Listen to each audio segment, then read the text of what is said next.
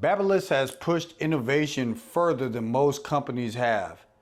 And going into 2025, I'm sure they have a lot more innovation to go. But the Low Pro FX was a clipper I think a lot of us wanted to like. It checked a lot of boxes, but it had one major flaw. Let's get into what we liked about this clipper. As for what the clipper did good, this clipper came with a very powerful motor.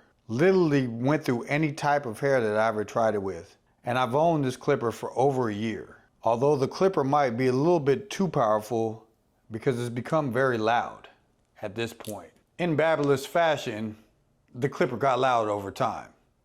That's what we've come to expect from their clippers. Having the replaceable battery came in handy a couple times when I ran out of juice and I put a new battery on there. In the hand, the clipper was nothing less than amazing. It almost conformed to my hand perfectly. My initial experience with this clipper was it felt very right, but it did one thing wrong. Let's talk about the elephant in the room, the MIM blade. Now I've been cutting hair over 17 years, and I don't think there's a clipper that I've ever used in my life that made me make so many mistakes while fading than this blade. Let me tell you why.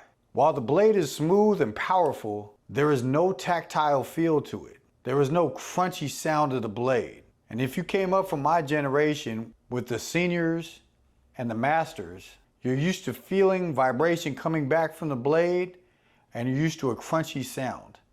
I think this is how most barbers learn how to cut hair. I really wanted to like this clipper, but the fact that it made my haircuts more difficult. As a matter of fact, at this point in time, I don't even use these clippers. They just take space on my station. This blade is pretty terrible.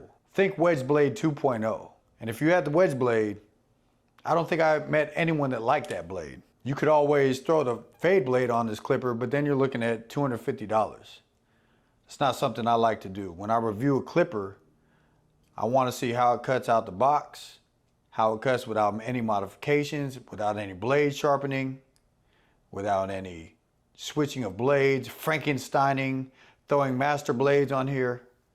I want my clipper to cut good and I want to be able to make money with the clipper. It all boils down to, does the clipper help you do haircuts in a timely fashion? Does it make your hair cutting enjoyable? Does it make your hair cutting any easier than the clipper before it? It can have all the power in the world, which just has plenty of power. But when it comes to cutting hair, this blade is almost at the bottom of my list. If you're thinking of a wall senior replacement with this, don't even bother. The wall seniors are 10 times better than this. Even if they have less power, less innovation is the only important thing. So my 1 year review going back to the Low Pros, on a scale from F to A, I would give these a D-. I don't enjoy them, even though they do 4 to 5 things very well. The main thing they don't do good is cut hair. And if you want a clipper to cut hair, then look elsewhere.